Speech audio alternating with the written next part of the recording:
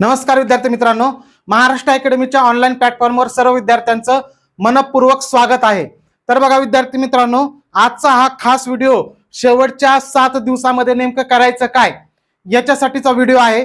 7 दिवसांमध्ये काही खूप मोठा डोंगर तुम्ही पोखरून काढू शकत नाही, हे जरी खरं असलं तरी पण शेवटच्या दिवसातली मेंटॅलिटी हे मागच्या तुम्ही 2, 3, 4, 5 जे काही वर्ष अभ्यास केलेला आहे त्या अभ्यासाची तो अभ्यास कशा पद्धतीने वापरात येणार आहे परीक्षेमध्ये किंवा कशा पद्धतीने मार्क पडले पाहिजेत हे सगळं डिपेंड असतं शेवटच्या दिवसातल्या मेंटॅलिटीवर। त्यामुळे शेवटच्या दिवसातली मेंटॅलिटी कशी पाहिजे, शेवटच्या दिवसांमध्ये काय काय कोणत्या कोणत्या घटकाचा अभ्यास करायचा आहे, काय वेगळं करायचं आहे याच्याबद्दल आपण थोडक्यात डिस्कस करणार आहोत। त्यासाठी सगळ्यात महत्त्वाचं बघा, कोणत्या विषयाला किती वेळ द्यायचा। शेवटच्या टप्प्यामध्ये इकडे लक्ष द्या, शेवट परीक्षेला जाईपर्यंत सुद्धा तुमच्या डोक्यामध्ये अभ्यासच पाहिजे। याचा अर्थ अभ्यासाचं टेन्शन नाही पाहिजे, अभ्यास पाहिजे म्हणतोय मी। कारण काय होतं, जसा पेपर जवळ येईल तसं पोरं अभ्यास बाजूला ठेवतात आणि माझं हेच झालंय, माझं हेच करायचं राहिलंय आणि मग ग्राउंडला मला एवढेच मार्क पडलेत आणि माझं कसं होईल, अशा प्रकारचे नाना प्रकारचे विचार करत बसतात। तुम्हाला ग्राउंडला किती मार्क आलेत, तुम्हाला तुमचा अभ्यास किती झालाय, कोणते विषय करायचे राहिलेत याचं बिलकुल टेन्शन घ्यायचं नाहीये। लक्षात येतंय तुमच्या? शेवटच्या दिवसामध्ये तुम्ही तुमची मेंटॅलिटी स्ट्रॉंग ठेवायची आहे आणि पॉझिटिव्ह माइंडसेट पाहिजे तुमचा। ओव्हर कॉन्फिडन्स म्हणत नाही मी, ओव्हर कॉन्फिडन्स वेगळा असतो आणि पॉझिटिव्ह माइंडसेट हा वेगळा असतो। तर ओव्हर कॉन्फिडन्स मध्ये नाही जायचं, आपल्याला पॉझिटिव्ह माइंडसेट ठेवायचा आहे। पॉझिटिव्ह माइंडसेट म्हणजे काय की बाबा मी आता हा घटक वाचणार आहे, यातले माझे सगळे प्रश्न बरोबर येणारच आहे। मी हा घटक करणार आहे, माझे हा घटक झालाय, आता मी खूप चांगला अभ्यास केलेला आहे, याच्यावर कसाही प्रकारचा प्रश्न जरी विचारला तरी माझा बरोबर येणारच आहे। ह्याला म्हणतात पॉझिटिव्ह माइंडसेट। आणि ओव्हर कॉन्फिडन्स म्हणजे काय, माझं हे बी झालंय, माझं ते झालंय, कसा पेपर येऊ द्या, मला 80च्या पुढे 90च्या पुढेच मार्क पडणार आहेत, हा ओव्हर कॉन्फिडन्स झाला। त्याच्यात बिलकुल भानगडीत पडायचं नाहीये। पहिला मुद्दा बघा, कोणत्या विषयाचा अभ्यास करू। शेवटच्या टप्प्यामध्ये तुम्ही एक काम करा, मी तुम्हाला सारखं सारखं सांगत असतो, ज्यांनी ज्यांनी मला ऐकलेले त्यांनी सर्वांनी, की एक गोष्ट तुम्ही कायम करत चला, ती गोष्ट म्हणजे प्रश्नपत्रिका सोडवणं। ठीक आहे ना? मग प्रश्नपत्रिका सोडून, आता प्रश्नपत्रिका आता शेवटी किती सोडवायच्या का नाही हे पाहू आपण पुढं।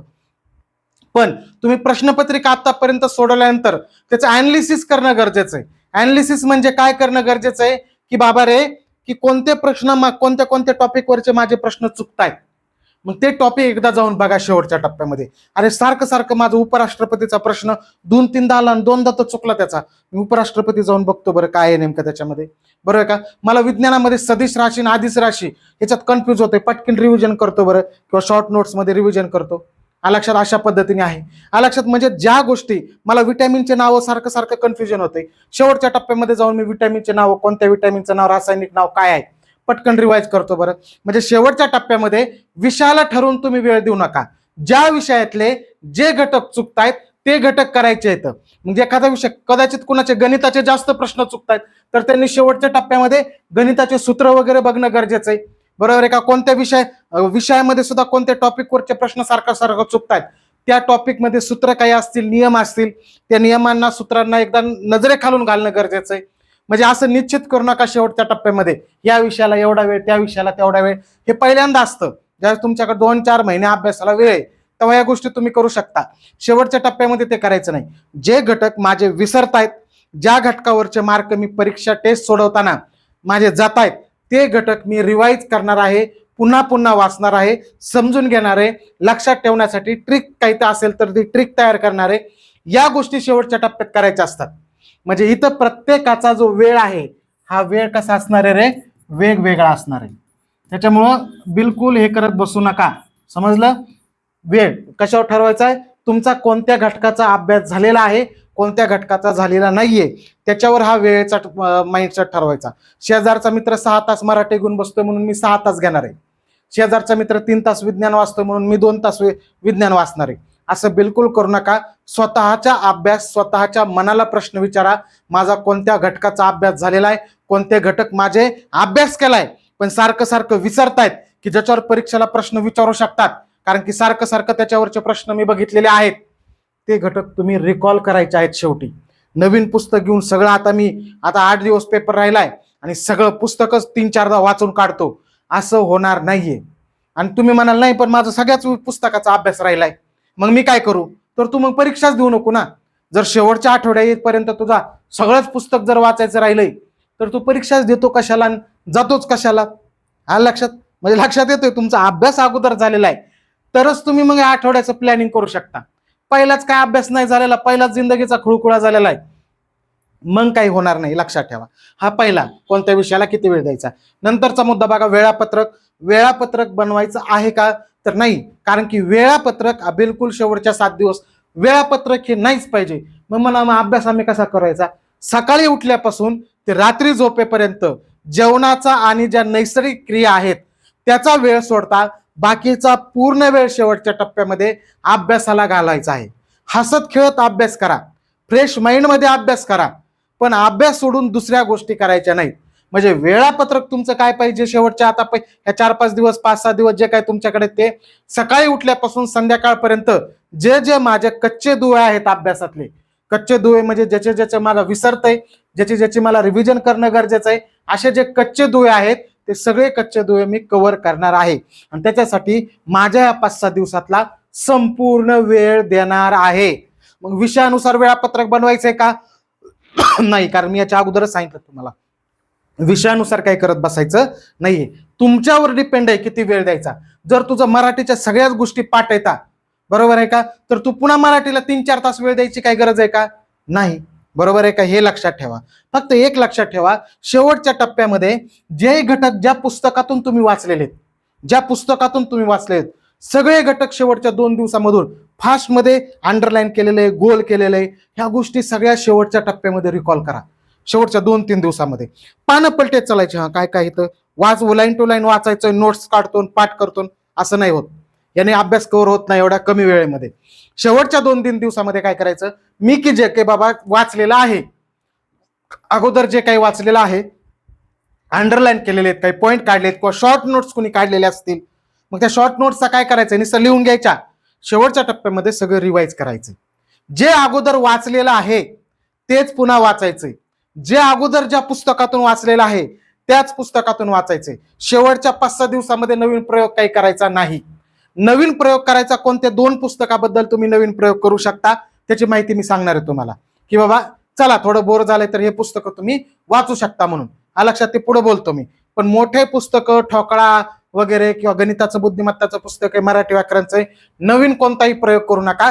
जे अगोदर जे कोणते तुम्ही अगोदर तुमच्याकडे पुस्तक आहेत तेच पुस्तकं त्याच पुस्तकातून रिवाइज करायचं आहे. नवीन पुस्तक घेतलं की तुम्हाला पहिल्या ओळीपासून शेवटपर्यंत वाचावं लागतं, वेळ मिळत नाही. आणि काही हौशे नवशे आहेत शेवटच्या टप्प्यामध्ये नवं कोरं पुस्तक आणतात आणि वाचत बसतात. तसलं करायचं नाहीये. लक्षात येत आहे? काय नवीन घ्यायचंय सांगतो मी तुम्हाला पुढं. लक्षात, कोणता विषय केव्हा वाचावा याच्याबद्दल अनेक जणांना प्रश्न पडतो. इकडे लक्ष द्या, तुमचा पेपर दुपारच्या टायमिंग मध्ये होणार आहे, हे डोक्यामध्ये ग्राह्य धरून चालायचं. त्यामुळे झोपेचं शेड्यूल एक काय होतं याचा खूप परिणाम होतो. काय तुम्हाला या गोष्टीकडे तुम्ही दुर्लक्ष करता, खाणं राहणं. आता बघा, खाण्याचं सुद्धा ग्राउंड देऊन आलाय, ग्राउंडच्या अगोदर लय कंट्रोल करत होतो, आता जातो भजन वडापाव 5-5 खातो, वडापाव आणि भजाच्या 4-4 प्लेटी खातो. खाण्यावर सुद्धा तुमची मेंटॅलिटी डिपेंड आहे. फुल दणकून खायचं ना अभ्यासाला बसायचं म्हणलं की पुढच्या 1-1.5 तास अभ्यास होत नाही, पुन्हा तू त्याच्यात तासभर झोपतो. अभ्यास करताना सुद्धा पोटही रिकामं नाही पाहिजे, बरोबर आहे का, उपाशी पण भूक लागली असं पण नाही पाहिजे, आणि सुस्तावलं आणि दणकून खाल्लेलं पण नाही पाहिजे.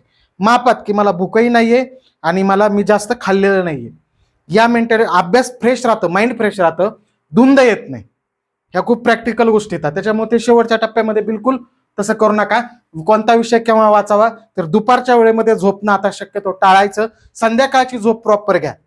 संध्याकाळची झोप मोबाईलवर तो रीला बघत बसण्यापेक्षा प्रॉपर रात्रीची झोप घ्या दिवसभर, आणि मग सकाळी किंवा नंतर थोडंफार संध्याकाळच्या टायमिंगला 5-6च्या वेळेला थोडी वामकुक्षी घेतली वगैरे ठीक आहे. पण झोप, आता दुपारी मी 2 तास झोपणार आहे, पुन्हा रात्री 2 आणि 3 वाजेपर्यंत अभ्यास करणार आहे, 3-4 वाजेपर्यंत, असं नका करू.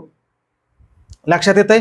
हे कुठंतरी रात्रीच्या वेळेला तुम्ही एकदा 12-1च्या पुढे अभ्यासाला गेलात ना, तुम्ही फक्त धडाने बसलेला असतात, किंवा जेवढं लक्षात राहायला पाहिजे तेवढं लक्षात राहत नाही, किंवा दुर्लक्ष सुद्धा होतं, मोबाईल दिसतो शेजारी लगेच, या गोष्टी पण होतात. त्याच्यामुळे दुपारचा वेळ आता शक्यतो पेपरच्या टायमिंगचा वेळ आहे, त्या वेळेमध्ये गणित वगैरे सोडवत चला.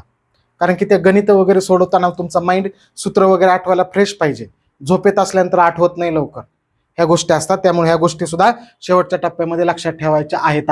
चालू घडामोडीबद्दल सांगतो. चालू घडामोडी नवीन वाचायच्यात, दररोजच्या चालू घडामोडी बघायच्यात. लक्षात. आता आपण पुस्तक आणलेलं आहे, ह्याचं प्रमोशन करायचीच गरज नाही, सांगतोय माहिती फक्त तुम्हाला. करंट एक्सप्रेस 3 महिन्याचं आहे, मार्च पर्यंतच्या चालू घडामोडी त्याच्यामध्ये. मग हे पुस्तक आहे का, हे नवीन पुस्तक घ्या तुम्ही आणि वाचून काढा सगळं पुस्तक. करंट एक्सप्रेस खूप सुटसुटीत दिलंय, छोटं पुस्तक आहे, कारण करंटला तर नवीनच वाचावं लागेल. मागच्या वर्षी घेतलं होतं तेव्हाच वाचतो म्हणून तर जमणार नाही. प्लस मध्ये अजून प्रश्नांच्या माध्यमातून जर तुम्हाला सराव करायचा असेल तर चालू घडामोडी पोलीस प्रशासन प्रश्नसंच आपला, याच्यामध्ये पोलीस प्रशासनाचे प्रश्न प्रॅक्टिससाठी येतं आणि मार्च महिन्यापर्यंत चालू घडामोडीचे प्रश्न सुद्धा दिलेले आहेत. आणि चालू घडामोडी वाचायला बोर होत नाही. त्यामुळे 2 पुस्तकं जर एकत्र तुमच्याकडे असतील तर तुम्हाला 100% याचा फायदा होणार आहे. लक्षात येतंय. त्याच्यामुळे हे शेवटच्या टप्प्यामध्ये प्रत्येकाने पुस्तकं वाचणंच गरजेचे, केलेच पाहिजेत. अशा पद्धतीने कमी वेळात होतात. तुम्हाला सांगतो, एकदा तुम्ही अभ्यास करायला बसलात नाही ह्याचा, लक्षात 2-3 तासामध्ये फडशा पाडता याचा. आणि एकदा केलं ना रिव्हिजन, पुन्हा तासात रिव्हिजन होते. खूप काही लागत नाही याला वेळ, पण रिव्हिजन करा, पुन्हा हे चालू घडामोडी करा, कारण चालू घडामोडी हा विषय की फॅक्टर असतो शेवटच्या टप्प्यामध्ये. त्यामुळे ती गोष्ट सुद्धा लक्षात ठेवायची आहे. लक्षात. प्रश्नपत्रिका, आता बघा मी याच्या अगोदर व्हिडिओ बनला होता अभ्यासाचं नियोजन, त्यामध्ये तुम्हाला सांगितलं होतं 4-4, 5-5 प्रश्नपत्रिका सोडवा. आता शेवटच्या टप्प्यामध्ये प्रश्नपत्रिका ज्या शेवटचे 4-5-6 दिवस खूप जास्त प्रश्नपत्रिका सोडत बसू नका. काही जण नाही तर नुसत्या प्रश्नपत्रिका सोडत बसतात. 1 ते 2 प्रश्नपत्रिका सोडवा. 2 प्रश्नपत्रिका सोडवा. प्रश्नपत्रिका सोडवणं मिस करू नका, पण प्रश्नपत्रिका सोडवण्यात वेळ घालू नका. शेवटी वेळ कशात घालवायचा आहे, मी आतापर्यंत जेवढा अभ्यास केलाय प्रश्नपत्रिका सोडवल्यात, तुम्ही मागच्या महिन्यामध्ये खूप जास्त प्रश्नपत्रिका सोडवायला पाहिजे होत्या. आता सोडून जास्त फायदा नाहीये. आता 1-2 प्रश्नपत्रिका सोडवा, ते झालेले पेपरच सोडवा आपल्या A to Z पांढरा घोडामधून. आणि कोणते घटक माझे चुकतायत ते रिवाइज करा.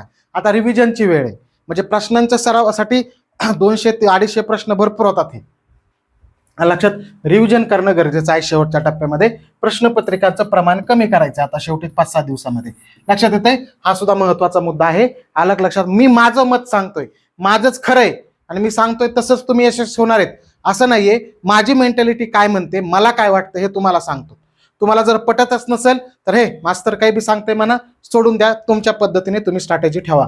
लक्षात. शेवटचाच टप्पा हा अभ्यासापेक्षा सुद्धा मेंटॅलिटीचा जास्त आहे. तुमची मेंटॅलिटी पॉझिटिव्ह असणं गरजेचं आहे, फ्रेश माइंडमध्ये असणं गरजेचं आहे. जेवढ्या गोष्टी सिलेक्टेड करायच्यात त्या तुम्हाला निवडता आल्या पाहिजे. शेवटी मला काय माझ्या मेंदूमध्ये फिट करून घ्यायचंय, या गोष्टी तुम्हाला क्लिअर झाल्या पाहिजेत. ते जास्त महत्वाचं आहे. लक्षात येतंय. अशा पद्धतीने तुम्ही प्रश्नपत्रिका सोडवणं किंवा अभ्यासाचं नियोजन आहे शेवटच्या आठवड्यामध्ये करा. आता हा व्हिडिओ बनवण्याचं कारण काय की अनेक जणांचे मेसेज येत होते, 8 दिवस पेपर राहिलेत, मग आता काय करू, मग मी कोणतं पुस्तक घेऊ. शेवटी ते करत बसायचं नाहीये. जे मुद्दे माझे चुकतायत ते मी कव्हर करणार आहे आणि शेवटच्या 2 दिवसामध्ये सगळे जेवढा विषय प्रत्येकच, पुन्हा म्हणू नका शेवटच्या 2-3 दिवसामध्ये की माझं जाऊ द्या, मला संधी जमते. संधी तुला मराठीतलं जमते तरी फास्ट मध्ये जाऊन प्रथम व्यंजन संधी काय, याचे 2-3 उदाहरणं, याचं काय, ह्याचे 2-4 उदाहरणं, पट सगळं जेवढा सिलेबस आहे ना त्या नजरे खालून घालवायचा.